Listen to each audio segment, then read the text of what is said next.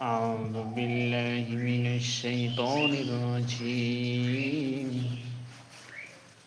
بسم الله الرحمن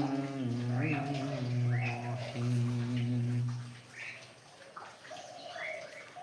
وما خلقت الجن والإنس إلا ليعبدون আল্লাহ তাআলা বলেন আমি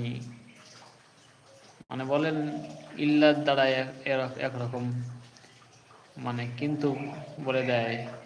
আমি সৃষ্টি করিনি কিন্তু সৃষ্টি করেছি